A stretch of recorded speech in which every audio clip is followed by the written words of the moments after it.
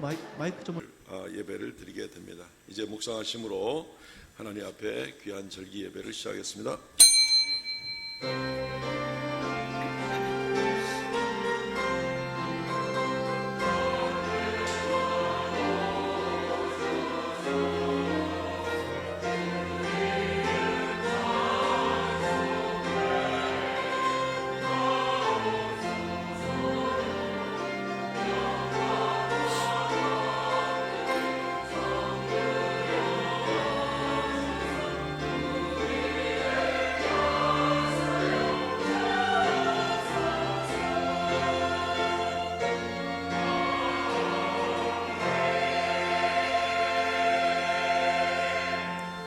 그 후에 내가 내 영을 만민에게 부어주리니 너희 자녀들이 장래일을 말할 것이며 너희 늙은이는 꿈을 꾸며 너희 젊은이는 이상을 볼 것이며 그때 내가 또 내 영을 남종과 여종에게 부어줄 것이며 누구든지 여호와의 이름을 부르는 자는 구원을 얻으리니 이는 나 여호와의 말대로 시온 산과 예루살렘에서 피할 자가 있을 것이며 남은 자 중에 나 여호와의 부름을 받을 자가 있을 것임이니라. 주 하나님 은혜를 감사합니다. 오늘 성령 강림절 맥주절의 귀한 절기를 우리에게 주심을 감사하옵나이다.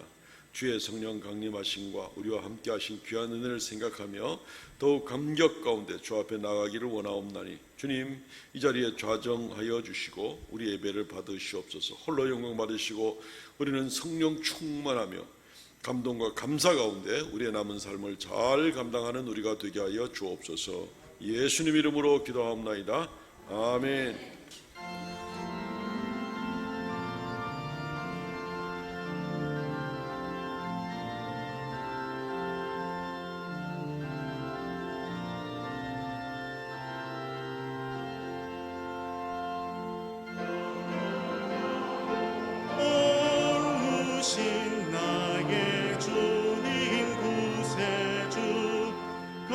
거룩하신 은혜의 왕 주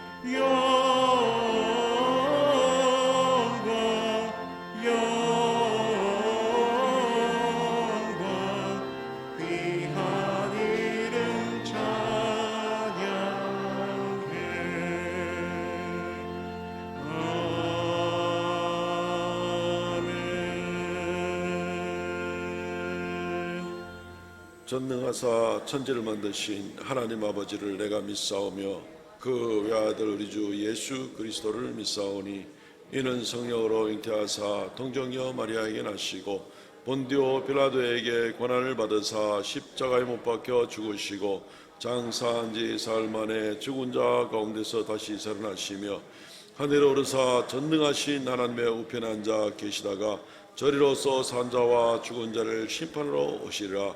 성령을 믿사오며 거룩한 공회와 성도가 서로 교통하는 것과 죄를 사하여 주시는 것과 몸이 다시 사는 것과 영원히 사는 것을 믿사옵나이다. 아멘.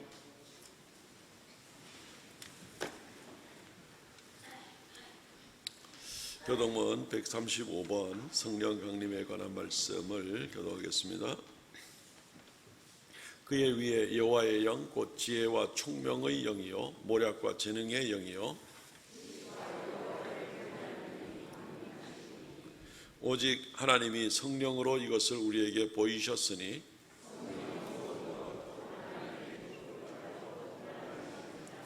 내가 아버지께 구하겠으니 그가 또 다른 보혜사를 너희에게 주사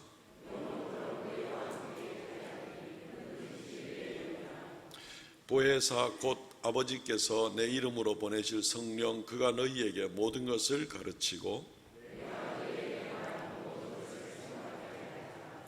오직 성령이 너희에게 임하시면 너희가 권능을 받고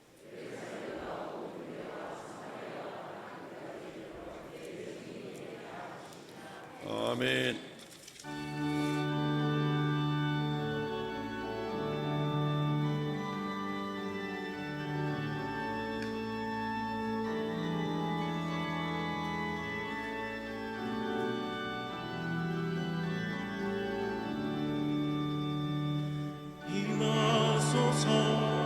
임하소서 바람 같은 성령이여 에스겔의 골짜기에 불어닥친 생명의 바람 오순절날 다락방에 말씀으로 임하시사 나의 영을 사로잡아 새로 나게 하옵소서. 임하소서 임하소서 불과 같은 성령이여 불의 여로 임하셔서 진리 알게 하옵소서.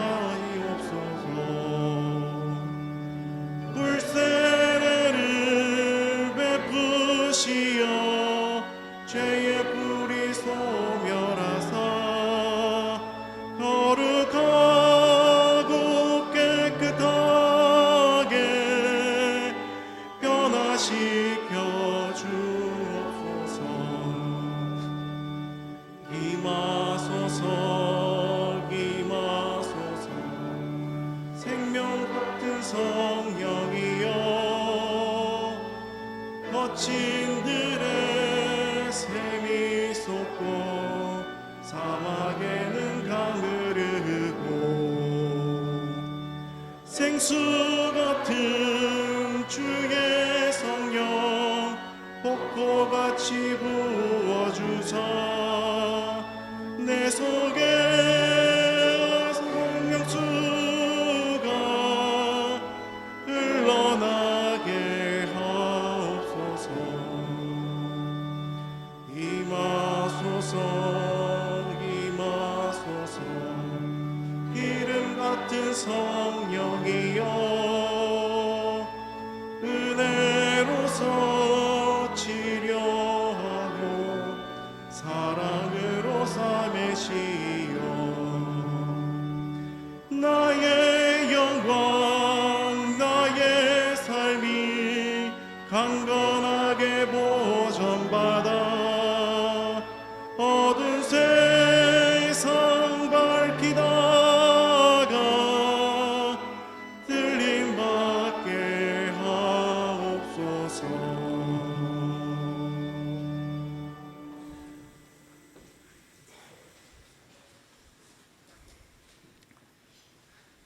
우리의 마음 깊은 곳까지 통달하시는 성령 하나님, 2000년 전에 120명의 성도들이 기도하는 가운데 불같이 바람같이 임재하셔서 오늘 여기 저희가 드리는 예배 영과 진리로 하나님께 예배하게 하심을 감사드립니다. 아버지 하나님, 저희들이 드리는 예배를 통하여 영광 찬송 받아 주시옵소서. 성령 하나님, 이 시간 저희들 한 주간 동안 알고도 지은 죄 모르고도 지은 죄 많습니다. 성령 하나님께서 깨닫게 하시고 불같은 성령님의 역사로 우리의 모든 죄악을 태워주시고 예수 그리스도의 십자가의 보혈로 깨끗이 씻어 주시옵소서. 아버지 하나님, 특별히 이 나라를 기억하여 주시사 대선과 또 지방선거를 하나님 은혜 가운데 마치게 하심을 감사드립니다. 당선된 모든 분들이 백성들을 더욱더 겸손히 섬기는 그런 위정자들이 되게 하시고, 또 낙선된 분들을 위로하여 주시사 그들도 백성들을 잘 섬기며 또 그렇게 준비하는 시간들이 되게 하여 주시옵소서. 아버지 하나님, 우크라이나와 러시아의 전쟁이 계속되고 있습니다. 무고한 백성들과 또 좌우를 분별하지 못하는 어린 영혼들이 죽어가고 있습니다. 특별히 아버지 하나님, 부모를 잃고 전쟁의 고아가 된 어린 영혼들, 아버지 하나님께서 그들을 품어주시고 두려움과 공포로부터 벗어나게 하여 주시옵소서. 이 나라를 기억하여 주시고 특별히 아버지 하나님, 북한의 핵개발을 포기하게 하여 주시옵소서. 지난 70년간 평양의 도성은 어둠의 도시로, 악의 도시로 그렇게 아버지 하나님 마귀의 역사 가운데 있는 도성이 되었습니다. 이제 앞으로 70년은 평화의 도시로, 의의 도시로, 빛의 도성이 되게 하여 주시옵소서. 아버지 하나님, 사랑하는 성도님들, 이 마음을 품기 원합니다. 그리스도 예수의 마음이오니 그는 근본 하나님과 본체이셨으나 자기를 비워 종의 형체를 가지셨고 죽기까지 복종하시사 십자가에 못 박혀 죽으셨습니다. 아버지 하나님, 저희들도 종의 심령으로 살아가는 저희들 되게 하시고, 아버지 하나님, 나보다 남을 더 낫게 여기며 또 자기 일을 돌보며 남의 일을 돌보는 우리 모든 성도님들이 되게 하여 주시옵소서. 아버지 하나님, 세상에는 성경이 없습니다. 우리들의 삶을 통하여 우리들의 삶이 제2의 성경이 되기 원합니다. 그리하여 예수 그리스도의 따뜻함과 온유함과 겸손함이 저희들을 통하여 세상에 흘러가게 하여 주시옵소서. 아버지 하나님, 단위에 세우신 담임 목사님 굳게 붙잡아 주시옵소서. 성령 하나님께서 전신갑주를 입혀주시고 오늘 또 성령 하나님의 능력으로 선포되는 그 말씀이 우리 안에 깊이 임박히게 하여 주시옵소서. 사랑하는 성도님들, 이 말씀을 듣고 한 주간 동안 이 말씀으로 기도하며 나아가기 원합니다. 우리의 남편들이, 우리의 아내들이 아버지 하나님, 일곱머리 열불 달린 직장으로 나아가며 또 우리의 어린 영혼들이 광야 같은 세상으로 나아갈 때 이 기도를 통하여 승리하는 우리 모든 성도님들 되게 하여 주시옵소서. 아버지 하나님, 할렐루야 찬양대 또 한 주간 동안 정성껏 준비한 찬양 올려드립니다. 아버지 하나님, 하나님께서 듣고 싶어 하셨던 그 목소리가 되게 하시고 아버지의 목마름이 해결되게 하시사 이 땅에 오랜 가뭄으로 고통받는 백성들의 가뭄을 해결하여 주시옵소서. 예수님의 이름으로 기도드리옵나이다. 아멘.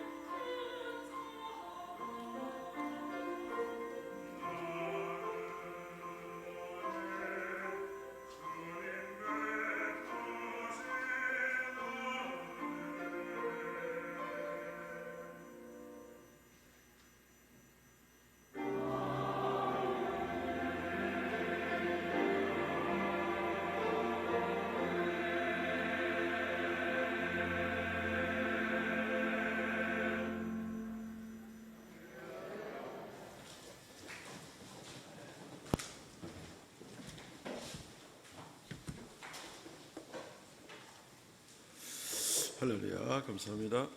하나님 말씀 봉독하겠습니다. 요한복음 16장 7절에서 15절 말씀입니다.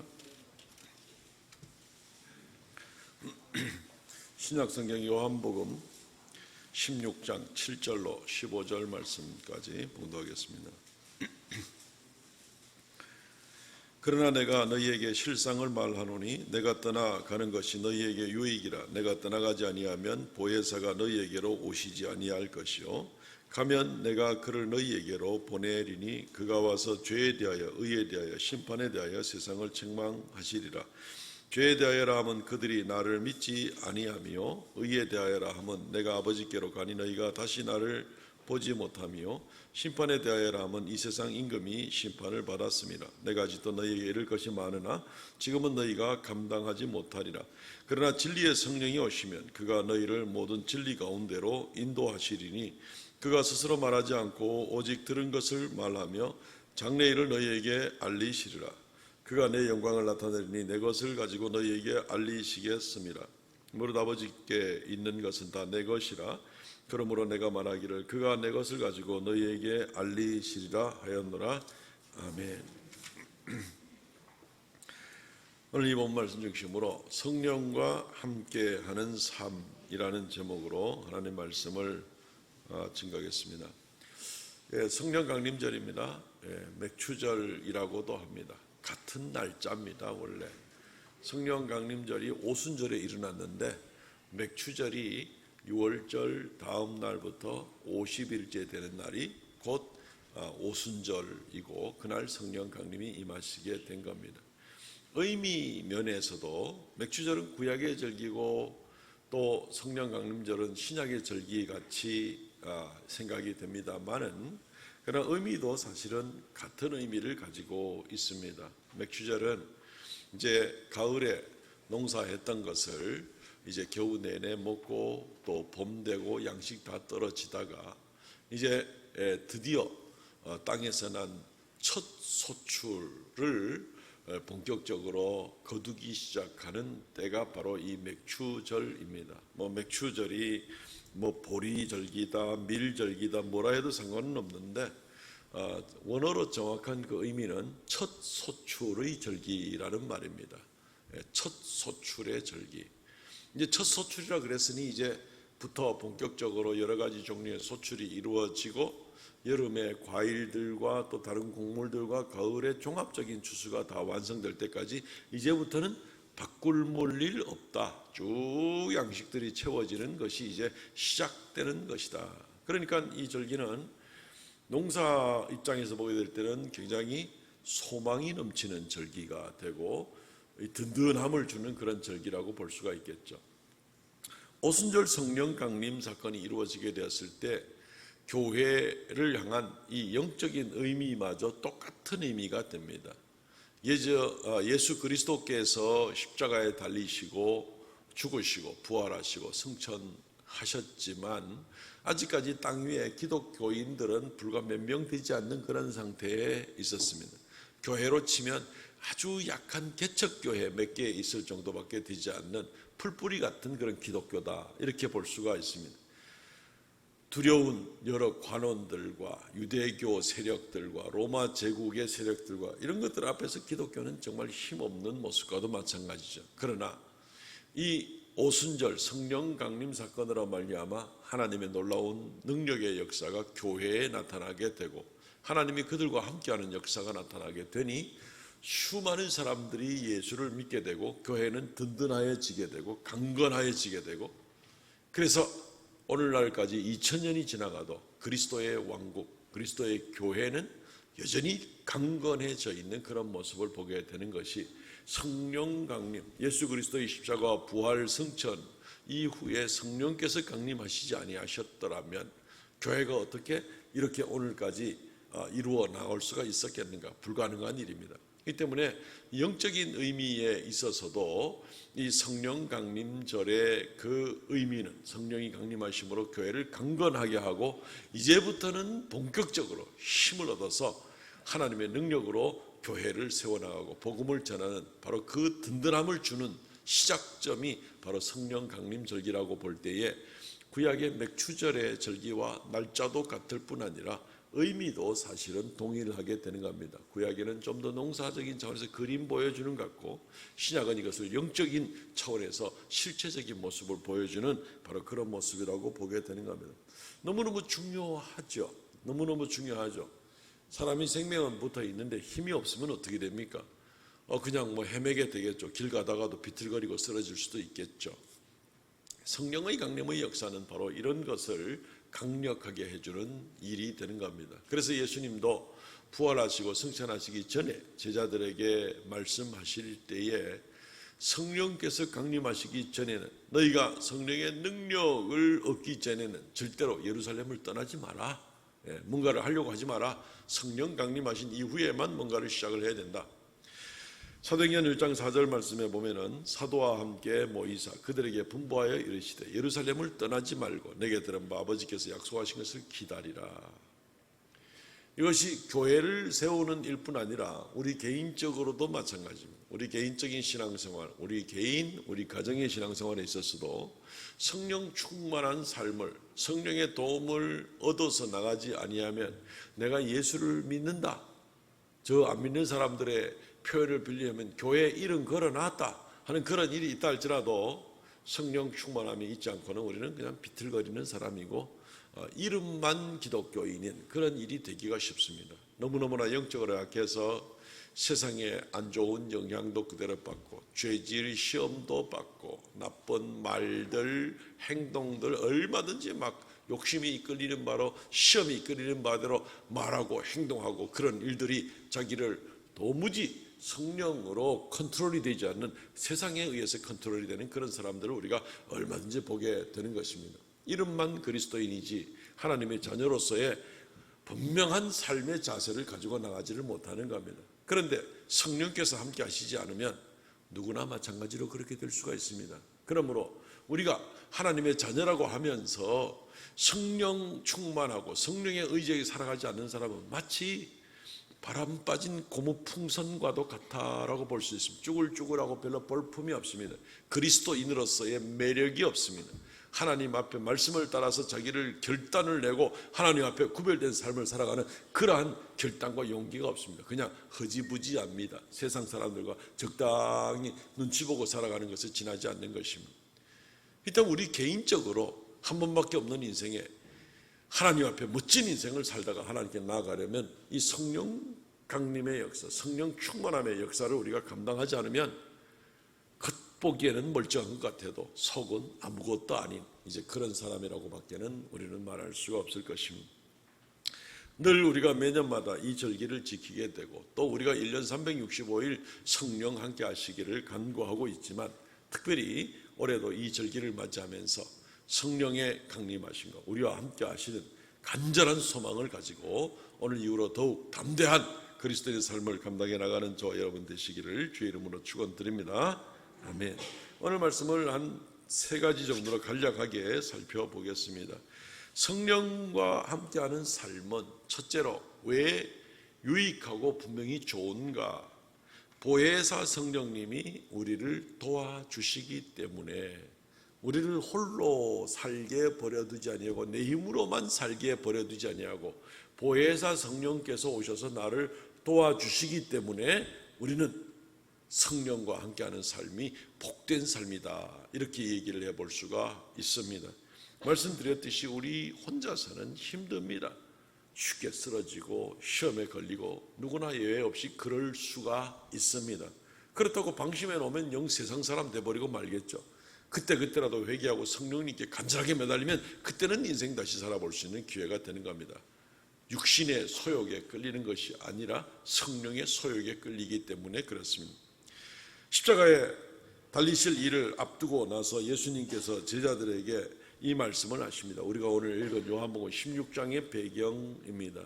예수님은 제자들에게 성령께서 오실 것이다, 보혜사 성령께서 오실 것이다, 너희를 도와주실 것이다, 나는 떠나야 되는데 이제 성령께서 오시면 너희를 도와주실 것이다 라고 말씀하십니다. 우리가 오늘 읽은 말씀 요한복음 16장 7절 말씀, 그러나 내가 너희에게 성령 실상을 말하노니 내가 떠나는 것이 너희에게 유익이라. 내가 떠나지 아니하면 보혜사가 너희에게 오시지 아니할 것이요 가면 내가 그를 너희에게 보내리니. 내가 가야 보혜사 성령 하나님을 너희에게 보낼 수가 있다라는 겁니다. 내가 안 가면 그가 올 수가 없고, 그가 올 수 없으면 너희는 굉장히 오합지졸에 지나지 않는 그런 사람들이 될 수밖에 없다라고 이야기를 하시는 것입니다. 보혜사라는 말이, 또는 내가 떠나면 그가 온다는 말은 우리가 생각할 때 조금 어려운 느낌도 듭니다. 간단하게 설명을 드리면, 보혜사라는 말은 돕는 자라는 그런 말입니다. 돕는 자라는 말입니다. 내가 떠나더라도 돕는 자를 너희에게 보내서 너희의 영적인 삶이, 믿음의 삶이 조금 더 약해지지 않도록 그를 보내줄 테니까 아무 걱정하지 마라. 내가 가는 것이 차라리 낫다. 그렇지 않으면 안 된다. 물론 예수님은 십자가에 달리시고 아버지께 나아가야만 구원의 가장 기본적인 원칙을 이루실 수가 있고, 안 가면 안 되는 거죠. 안 가면 안 되는 거죠. 이제 예수님은 가셔야 되는데, 그러나 그 이후에 보혜사를 보내시겠다는 겁니다. 우리나라의 이단자들 중에 그 신천지 이단들은 거기에 교주인, 인간 교주인 이만희 씨가 무슨 보혜사 하나님이라고 하는데, 그거는 그냥 다 거짓말입니다. 거짓말을 이단들은 참 좋아합니다. 이단들은 거짓말을 좋아합니다. 보혜사 성령 하나님만 있을 뿐입니다. 보혜사란 이름은 성령 하나님에게만 적용될 수 있는 그런 이름이 되기 때문에 그렇습니다. 그래서 우리는 안심할 수가 있는 것이죠. 우리가 좀 헷갈리게 질문을 좀 해볼 수 있는 부분은, 예수님이 그러면 가시고 성령님을 보내시는 것은 좋은데 예수님이 또 우리하고 함께 있겠다는 말씀도 성경에 있는데 그 말은 또 무슨 말인가 하고, 이게 말씀이 혹시 서로 충돌되지는 않을까 싶은 그런 생각도 혹시 해보실 것 같습니다. 마태복음 28장 20절 말씀에 예수님께서 부활 승천하시기 직전에 제자들에게 내가 세상 끝날까지 너희와 항상 함께 있으리라.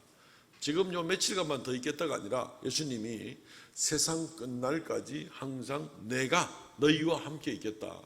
그 예수님은 끝까지 함께 있겠다 그래놓고 또 지금은 내가 가서 그를 보내겠다라고 이야기를 하심으로 마치 안 오실 것 같이 이야기를 하고, 이러니까 이게 좀 충돌되는 말이 아니냐 하고 이제 혼동될 수가 있습니다. 이 말은 우리의 어떤 지식으로나 이해력으로는 다 이해가 할 수 없는 오묘한 하나님의 신비함과 연결이 되어 있다는 것을 우리는 생각해야 됩니다. 우리 하나님은 삼위일체 하나님이십니다. 성부 하나님, 성자 하나님, 성령 하나님이 각각 계시지만, 그러나 성부 하나님과 성자 하나님은 동일하신 분이고, 성자 예수님과 성령 하나님도 동일하신 분이에요. 영광과 본체와 본질과 영원성과 모든 것에 있어서 이 삼위 하나님은 각각이지만 결국은 하나다. 셋이 하나다. 이거죠. 그래서 이게 삼위일체 교리라 그러는데, 이것이 성경에 나와 있습니다. 그 단어가 삼위일체라는 말이 성경에 나오질 않지만, 저기에는 이 성부, 성자, 성령이 각각 있는데, 그러나 이 삼위가 결국 한 분이시다라는 말씀이 도처에 나와 있어서 우리가 이 삼위일체다 하는 교리를 우리가 이해되기 때문에가 아니라 성경에 나와 있기 때문에 받아들이는 그러한 교리가 되는 겁니다. 이해하기 힘들다 그러니까 좀 속이 답답할지 모르겠습니다만은 한번 이런 생각을 해보시죠. 우리의 영혼과 육체가 붙어있는 이 원리, 하나가 되는 원리도 우리 잘 모릅니다. 마리아가 동정녀, 처녀인데 예수 그리스도를 성육신하게 될 때 어떻게 그런 일이 있을 수 있는가? 인간의 말로 설명하거나 다 할 수가 없습니다. 그러나 성경에 나와 있고 그런 일이 실제로 일어났기 때문에 우리는 믿는 것이지요. 성경에는 예수님이 분명히 말씀을 나와 아버지는 하나이니라 라는 그런 말씀도 하십니다. 심지어 성령님을 가지고 다른 말로 뭐라고 그러냐면은 예수의 영이다, 하나님의 영이다, 이런 말도 성경에 나와 있습니다. 이건 다 하나인 거예요. 로마서 8장 9절 말씀에 만일 너희 속에, 로마서 8장 9절 말씀, 만일 너희 속에 하나님의 영이 거하시면, 지금 성령님을 얘기하는데 로마서 8장은 성령장 아닙니까? 성령에 대해서 얘기하는데 성령에 대해서 하나님의 영이라고 이야기를 합니다. 너희가 육신에 거하지 아니하고 영에 있나니 누구든지 그리스도의 영이 없으면, 또 성령을 말하는데 이제는 그리스도의 영이라고 이야기를 하게 됩니다. 성령님이 곧 아버지 하나님의 영이고 예수 그리스도의 영이고, 분리될 수 없으니까 하나님은 영이시니까 그분이다 아닙니까? 하나님은 육체가 있는 분이 아니고 하나님은 영이시니, 그런데 그 성령이 아버지 하나님의 영이고 그 성령이 아들 예수 그리스도의 영이다, 이렇게 말하고 있는 겁니다. 성경에 명백히 지금 기록이 되어 있잖아요. 그러니까 성부, 성자, 성령이 각각 하시는 일이 다른 모습이 명백하지만서도 결국 이 삼위 하나님은 한 분이시다라는 것을 우리가 받아들일 수밖에 없다는 것입니다. 그렇게만 일단 인정을 하고 나가고, 그 나머지 부분들은 우리가 머릿속으로 어떻게 그게 이해가 되지? 아까도 말씀드렸지만 동경의 출생이나 우리의 영혼과 우리의 육체가 붙어있는 것도 우리는 말로 설명이 안 됩니다. 아인슈타인 같은 천재 과학자가 몇백 명이 오고 2000년 만에 한번 날까 말까한 어거스틴 같은 그런 대신학자가 몇백 명이 모인다 하더라도 우리가 이해되도록 말로 설명할 수 있는 그런 방법은 없습니다. 신비라는 것입니다. 너무너무나 신비하고 놀라운 하나님의 본성에 대해서 이야기를 하고 있는 것입니다. 어쨌든 이것을 우리가 인정하고 나간다면 예수께서 가셔서 성령 하나님을 보내셔서 성령 하나님이 오시게 되고, 그러면서 동시에 예수님이 땅끝까지 내가 너희와 함께 있으리라 하는 말이 그렇게 이해하기가 어려운 일이 아니라는 것입니다. 어쨌든 중요한 것은 오늘 본문을 통해서 볼 때 성령께서 이 땅에 예수님이 보내실 때에 성령께서 이 땅에 오셔서 하시는 일들이 수십 가지 수백 가지가 되지만, 오늘 본문 짧은 설교 시간에 한두 가지만 좀 생각을 해보려고 합니다. 오늘 읽은 말씀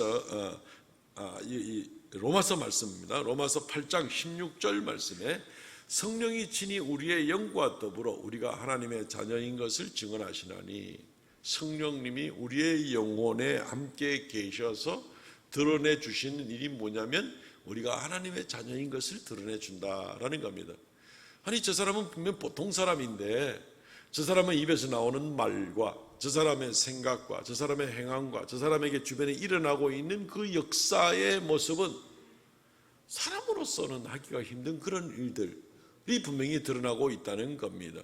뭐 베드로가 감옥에 갇혀 있는데 뭐 옥문이 저절로 열리고 창고가 열리고 막 그 시내 나가버리고 하는 이런 일들 사람이 할 수 있는 일이 아니죠. 죽은 자가 살아나게 되는 일들 사람이 할 수 있는 일이 아니죠. 저 사람은 보통 사람인데, 베드로는 뭐 별로 대단히 유식한 사람도 아니고 그냥 어부 출신이잖아요. 어릴 때부터 물고기만 잡고 자라났지 뭐 베드로가 회당 교육이라도 제대로 받았을 것 같지 않습니다. 그런데 그에게 나타나는 모든 일들은 하나님께서 함께 하시지 않고는 도저히 저 사람에게 있는 일이 일어날 수 없다는 것을 누구나 알게 되는 것이죠. 그러니까 베드로가 하나님의 사람이구나 하는 것을 알게 되는 겁니다.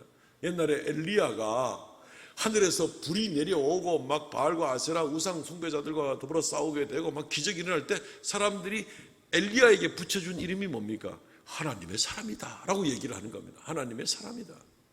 그러니까 우리 주변의 삶에, 우리의 영혼에, 우리의 말에, 우리의 행함에, 우리 주변에 일어나는 일들에 하나님께서 함께 하심으로 나타날 수 있는 놀라운 역사, 그것이 구원의 감격도 좋고 날마다 회개함으로 경건한 삶도 좋고 하나님 말씀에 순종하는 것도 좋고 기도 가운데 응답도 좋고 기적의 역사도 좋고 놀라운 하나님의 권능의 역사도 좋고, 보통 주를 믿지 않는 사람, 성령께서 함께 하시는 사람이 아니면 도저히 일어날 수 없는 그런 일들이 우리 주변에 막 일어나게 될 때 우리의 마음의 생각과 우리의 입술의 말이 거룩한 말들과 하나님이 기뻐하시는 말들을 하고 우리의 행함이 또한 그렇게 되고 죄의 길을 멀리하고 이럴 때 어떻게 사람이 저렇게 유혹을 안 받을 수가 있지? 어떻게 저렇게 승리하는 삶을 살아갈 수가 있지?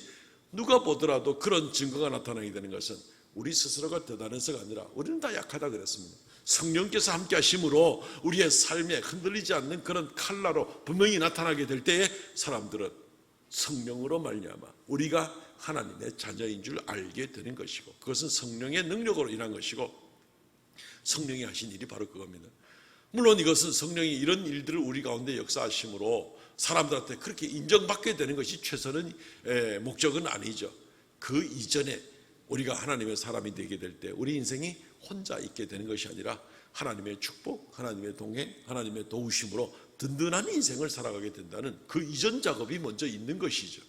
그러므로 사랑하는 성도 여러분, 우리가 얼마나 하나님 은혜 가운데 성령께서 함께하는 삶이 우리에게 얼마나 중요한지 모릅니다.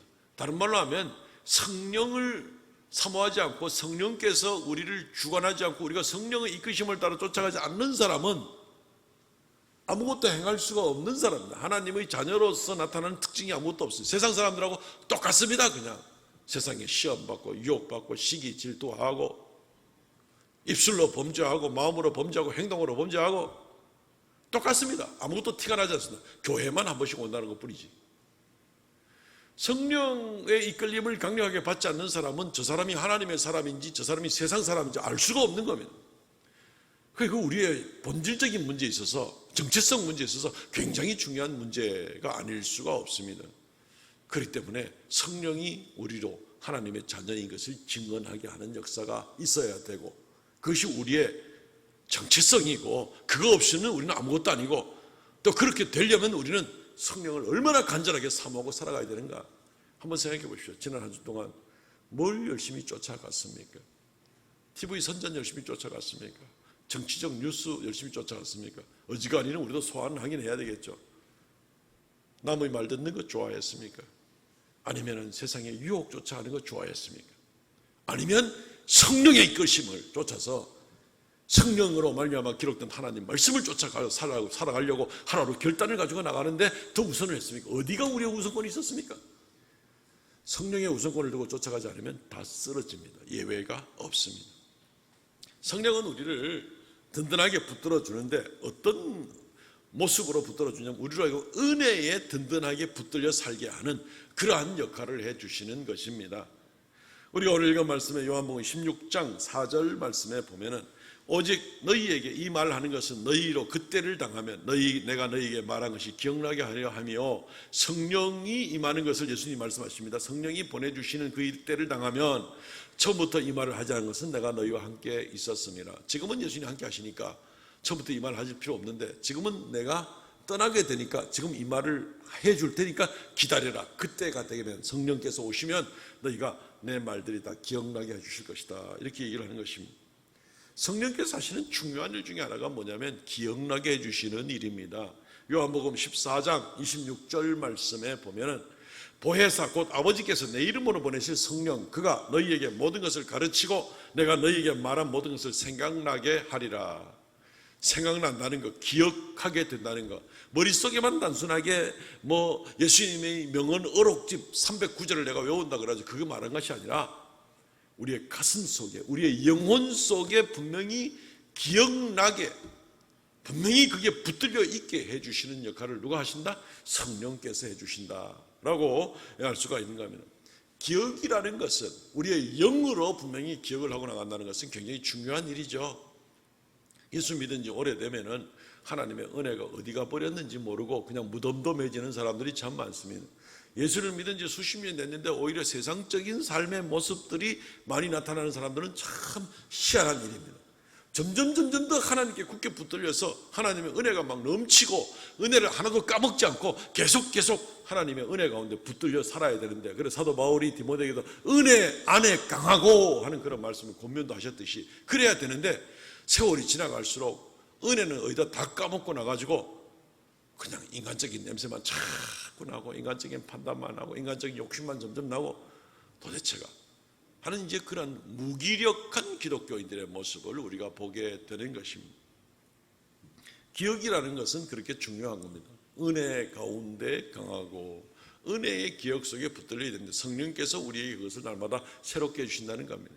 우리가 소위 치매라고 알려진 그 알츠하이머 병 가운데 이제 한 부분이 이제 치매 현상으로 나타나는 모습이 있는데 이게 조용한 죽음, 뭐 침묵의 죽음, 막 겁나는 거죠. 예. 이게 결국 그런 일들이 아무에게도 일어나서는 안 되겠지만 어쨌든 뭐 대한민국 노인들의 뭐 10%는 뭐 거기에 지금 영향을 받고 또 진행 중에 있는 일들이 많이 있습니다. 이게 진행이 되면 어떻게 됩니까? 주변에 돌보는 가족이라든가 뭐 친지라든가 이런 사람들은 여전히 그를 기억하고 사랑하고 아끼고 돌아보아 주시지만 막상 그 질병에 걸린 본인 자체는 어떻게 됩니까? 하나하나 잊어버리게 되는 겁니다. 좀 많이 발전되면 가족도 잊어버리게 됩니다. 같은 집에서 자기를 돌보는데 저 사람이 왜 돌보는지, 저 사람이 누군지, 남편이 누군지, 아내가 누군지, 자식이 누군지 전혀 이 기억하지 못한 관계가 형성이 되지를 않는 겁니다. 그래서 이게 무서운 병이라는 것이죠. 육체적으로 막 통증이 와가지고 막 고통 가운데 정신 못 차리는 건 아닌데 이게 관계를 다 끊어버리게 되는 그런 모습이 되니까 이게 참 무서운 그런 질병이 되는 겁니다. 그런데 성령께서 우리에게 하시는 일이 뭐냐면은 예수 그리스도께서 우리에게 해 주신 말씀과 우리를 위하여 행해 주신 일들과 모든 사랑과 은혜의 역사를 기억나게 해 주시리라. 까먹으면 어떻게 됩니까? 예수의 은혜가 뭔지 모릅니다. 교회만 왔다 갔다 할 수도 있습니다. 그냥 어떤 사람은 주님께 나올 때마다 감격하고 주의 은혜에 감사해서 눈물을 흘리면서 점점 나아가는데 어떤 사람은 시간이 좀 지나가면 내가 교회 좀 뭘 알아. 교회가 어떻게 돌아가는지 알아. 교회법도 내가 조금 알지. 은혜는 하나도 눈꽃만큼도 찾아볼 수도 없고 온갖 인간적인 교만과 악함만이 점점 드러날 수도 얼마든지 있는 겁니다. 그리스도 예수의 은혜에 날마다 더 붙잡혀 가야 되는데 근데 그것이 어떻게 이루어진다고요? 성령께서 우리로 하여금 은혜 가운데 붙들려 살도록 기억나게 하도록 해 주셔야만 우리가 은혜 가운데 삽니다. 한 번밖에 없는 인생 아닙니까? 우리가 주님의 은혜 가운데 감격하며 그렇게 살아가야 되지 않습니까? 얼마 안 남았잖아요. 이 모습 가지고 나가도 짧은 인생, 그렇게 살아도 부족한 그런 인생인데 성령 충만하지 않으면 우리도 모르게 온갖 내가 이만하면 말이지 내가 세상에서 뭘 준비됐고 내가 뭘 익힌 사람인데 내가 어떤 사람인데 온갖 인간적인 생각들이 나게 되고 이러면 참 부끄러운 그런 모습, 인생 헛것이 되고 많은 이제 그런 모습이 되는 것입니다. 오직 주님의 은혜로만 꽉꽉 채워가는 그런 인생이 되시기를 바랍니다. 은혜에 붙들려 살고 주님의 성령으로 말미암아 주님의 말씀하신 것, 주님이 베풀으신 그 행하신 것, 내게 베풀으신 그 은혜에 충만하게 붙들려 살면 우리 성도들의 신앙생활이 얼마나 감동 가운데 든든함 가운데 하나님께 나아가고 한 번밖에 없는 인생이 정말 알차게 나갈 수 있는 그런 인생이 되는 겁니다. 여기에 손해보지 마시기 바랍니다. 누구한테라도 영향을 받거나 또 누구 때문에라도 여기에 손해보고 그런 인생 살지 마시기를 바랍니다. 자기 손해입니다. 자기 가족의 손해입니다.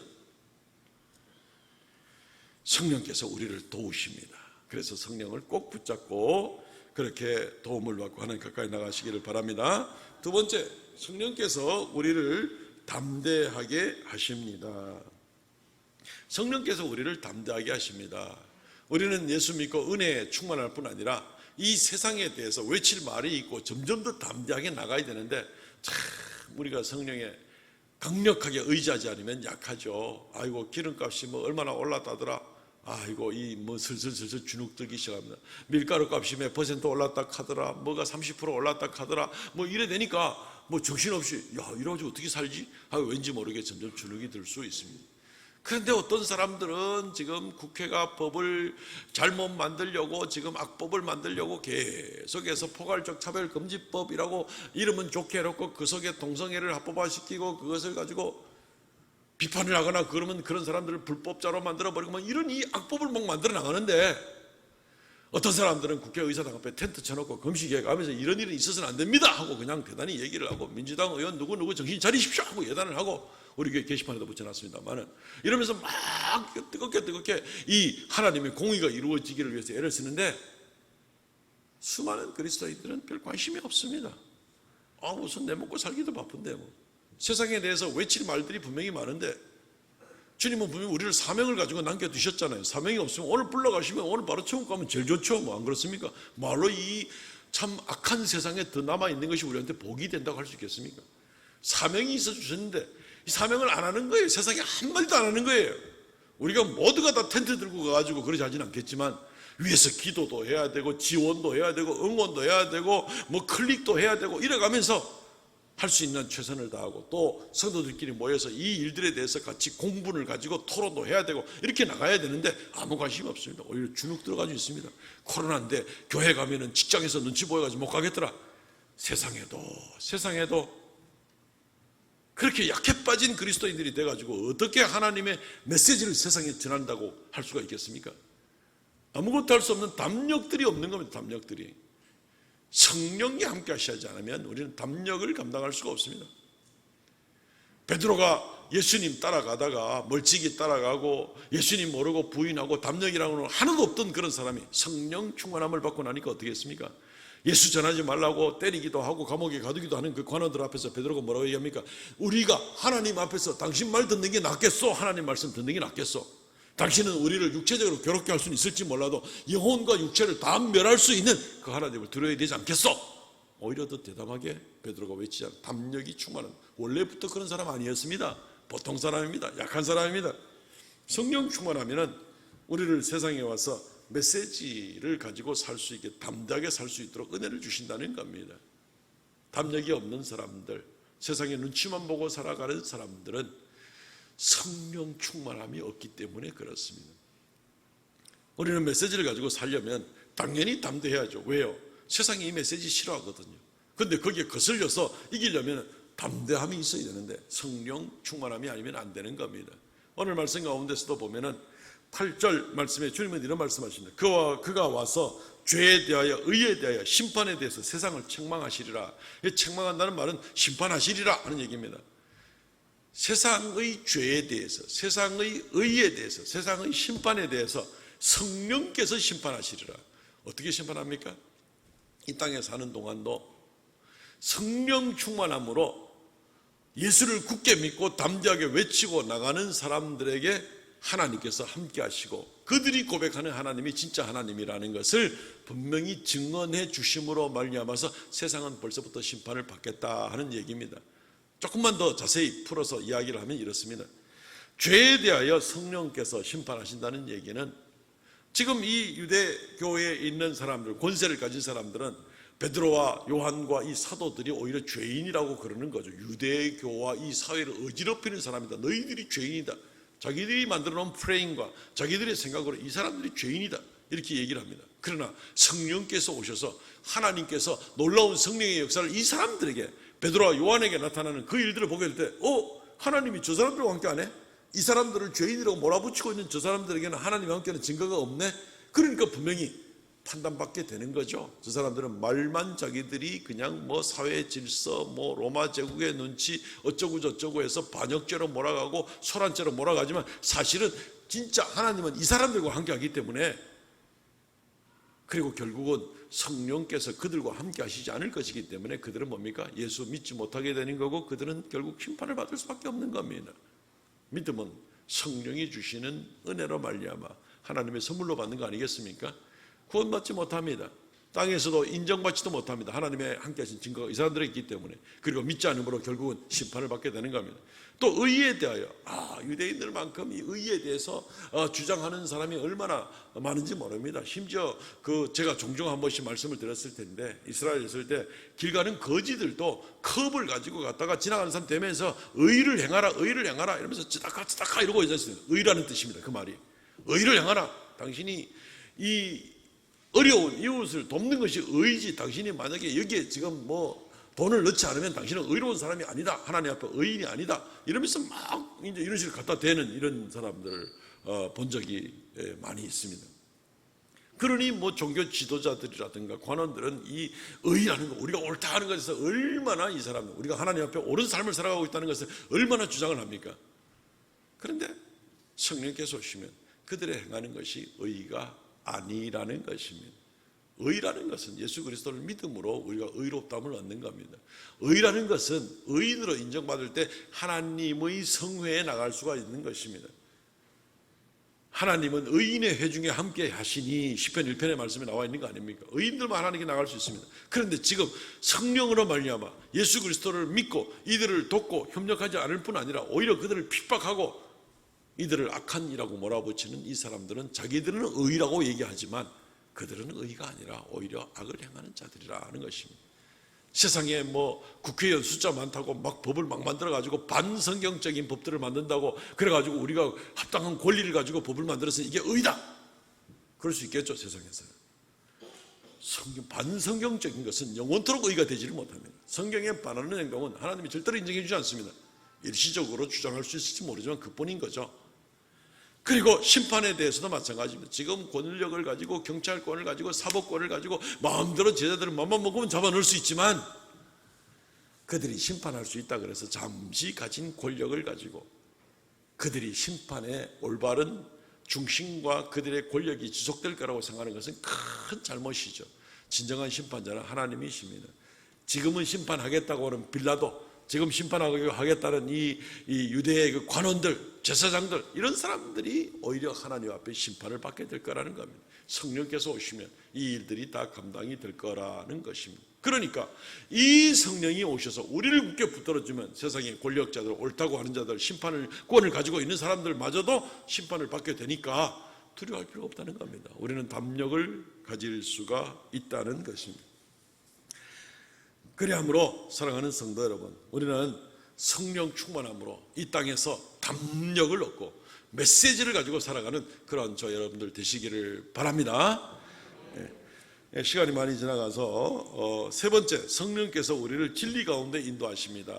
성경 구절 한 구절 간단히 읽고 마치기를 원합니다. 요한복음 16장 13절 말씀. 그러나 진리의 성령이 오시면 그가 너희를 모든 진리 가운데로 인도하시리니, 성령과 함께 살면 성령께서 우리를 진리로 인도하십니다. 진리는 예수 그리스도입니다. 내가 곧 길이요 진리요 생명이니. 그리고 그 진리를 따라가면 어디로 갑니까? 하나님께 나갑니다. 나로 말미암지 않고는 아버지께 나아갈 자가 아무도 없느니라. 요한복음 14장 6절 말씀이죠. 예수님이 진리입니다. 진리를 쫓아갈 때 아버지께 나아갑니다. 아버지가 계신 영광의 처소를 나가게 된다는 얘기입니다. 그런데 우리가 끝까지 진리를 쫓아, 예수를 쫓아 나아가게 되려면 누가 인도해야 된다? 성령께서 인도해 주셔야만 되는 것입니다. 우리를 진리 가운데로 이끄시리니, 성령이 도와주시지 않으면 예수도 우리 마음대로 못 믿는다는 겁니다. 끝까지 예수 믿고 예수님과 동행하시려면 성령 충만하시기를 바랍니다. 그 믿음이 날마다 풍성하게 유지되지 아니하고 그 진리 가운데 우리가 하나님 앞에 나가지 못하고 하나님이 우리를 예비해 주신 영원한 천국과 그 영광을 누리지 못한다면 우리 인생은 아무것도 아닌 것이죠.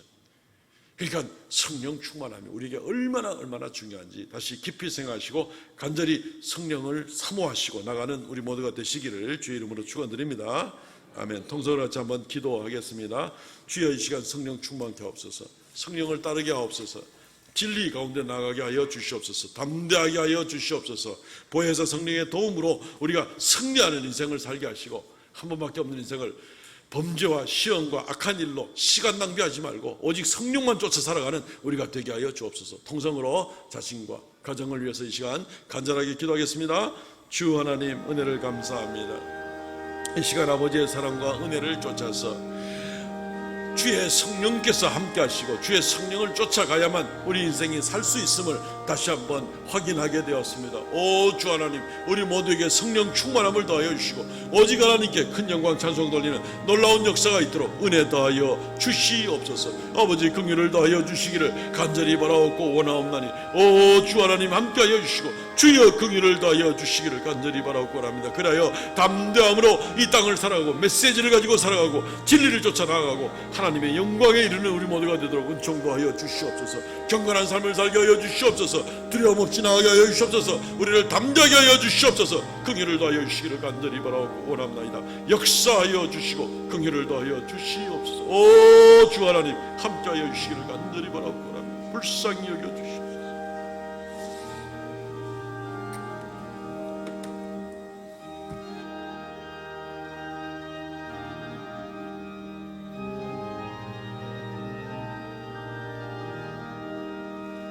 은혜가 풍성한 하나님은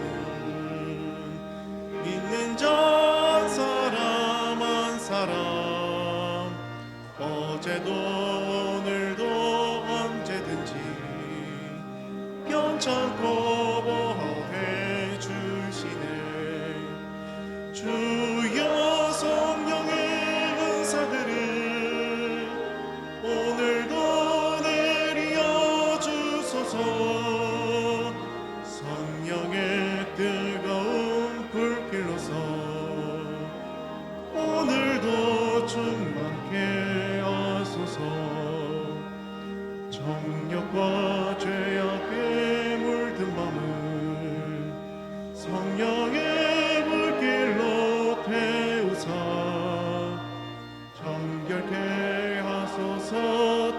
하소서. 깨끗게 보여주옵소서. 주여 성령의 은사들을 오늘도 내려 주소서. 성령의 뜨거운 불길로서 오늘도 충만케 하소서. 희생의 제물로 돌아가신 어린 양 우리 주 예수여, 구속의 능력을 내리소서. 오늘도 구원해 주소서. 주여 성령의 은사들을 오늘도 내려 주소서. 성령의 뜨거운 불길로서 오늘도 충만케 하소서. 주님의 깊으신 은혜만을 세상에 널리 전하리니 하늘의 능력과 권세로서 오늘도 입혀주옵소서. 주여 성령의 은사들을 오늘도 내려 주소서. 성령의 뜨거운 불길로서 오늘도 충만케 하소서.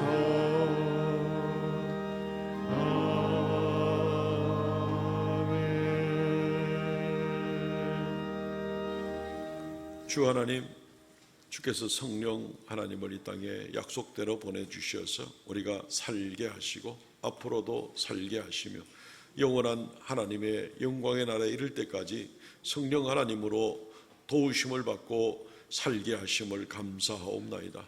우리 온 성도들이 성령 충만케 하시고 오직 성령의 이끌림을 따라 말하고 생각하고 행하고 우리의 삶의 결단을 가지고 나가는 우리가 되게 하여 주시옵소서. 성령 안에서 날마다 승리하며 감격하며 축복 가운데 살아가는 성도들 다 되게 은혜 더하여 주옵소서. 이 시간 주께서 성령 보내주신 그 귀한 은혜를 다시 한번 생각하며 또 기념하며 이 시간에 특별히 감사 예물들을 올립니다. 주님 홀로 영광 받아 주시옵시고 주의 놀라운 은혜의 영의 역사가 넘치게 하여 주옵소서. 드린 손길마다 주께서 더욱 믿음 가운데 견고히 서게 하옵소서. 또한 주의 말씀대로 11조 예물 감사 예물 정한 예물 올리오니 하나님께서 기억하여 주시고 아버지 하나님이여 믿음으로 드린 예물들 그 믿음 가운데 날마다 하나님의 인정을 받으며 살아가는 귀한 성도들의 삶이 되게 하여 주시옵소서. 이 한 주간도 성도들의 모든 가정에 주님께서 위로부터 내리는 평강과 은혜가 넘치게 하시고 땅에 기름진 것으로 또한 함께하여 주시며 우리가 주의 영광 주의 빛을 드러내며 살아가는 귀한 성도들의 삶이 되도록 은혜 다하여 주시옵소서. 예수님 이름으로 기도하옵나이다.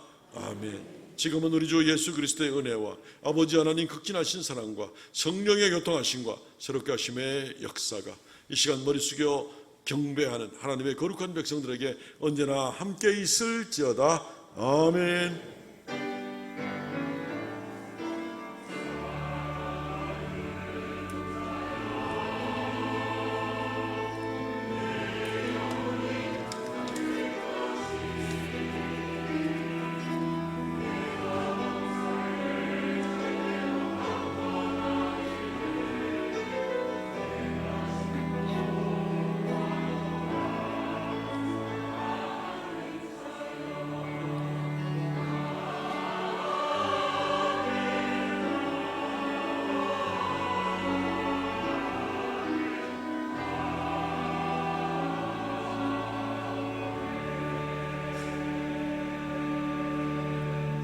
아멘. 예배는 마쳤습니다. 교제 시간입니다. 전후좌우로 성령 안에 살겠습니다. 인사 나누십시다.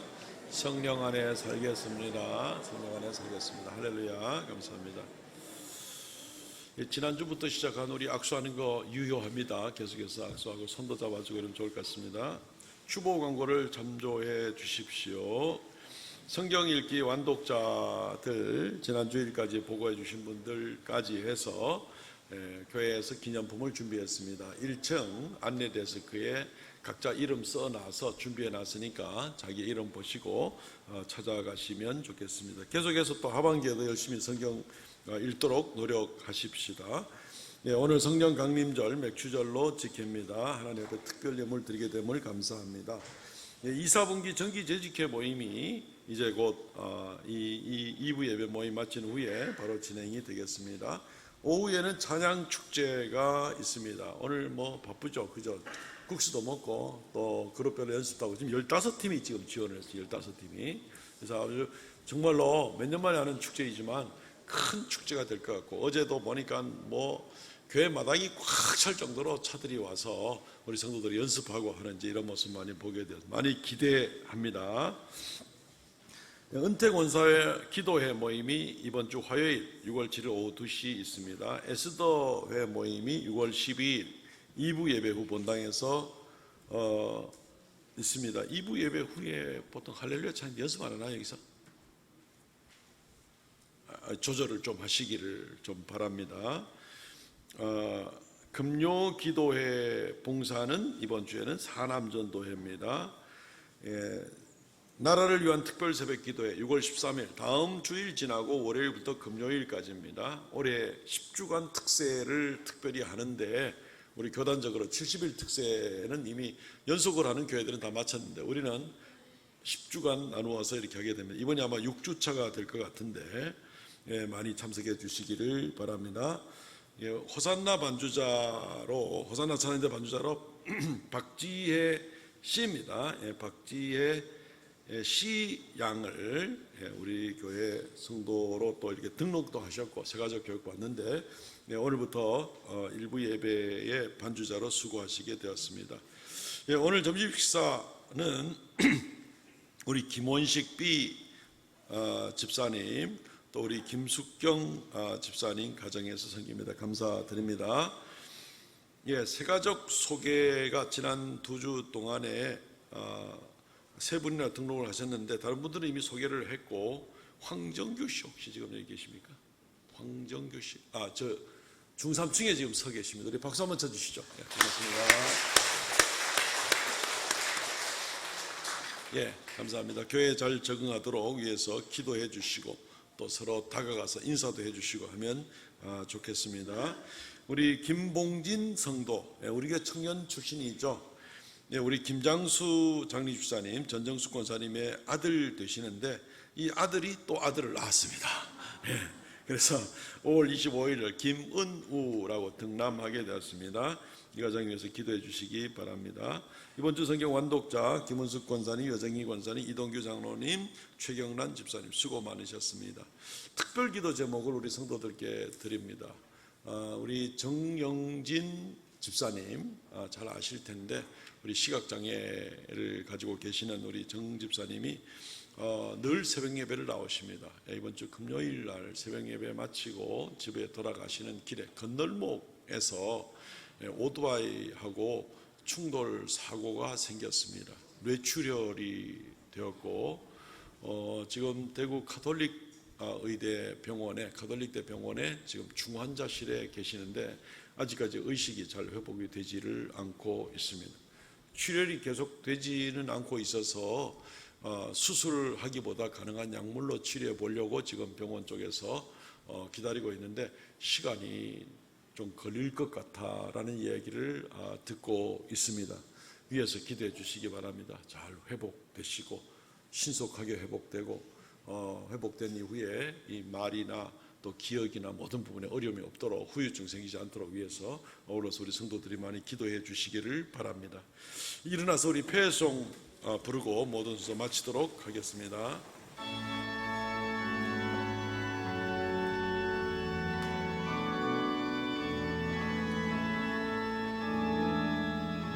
감사하신 하나님,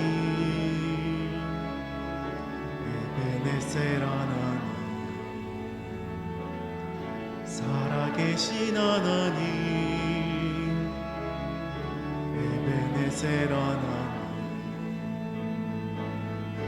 여기까지 인도하셨네 감사하신 하나님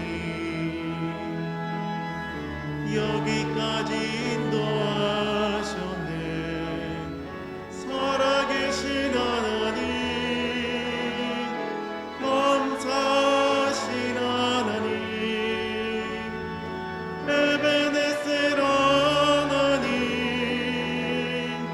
살아계신 하나님 에베네셀 하나님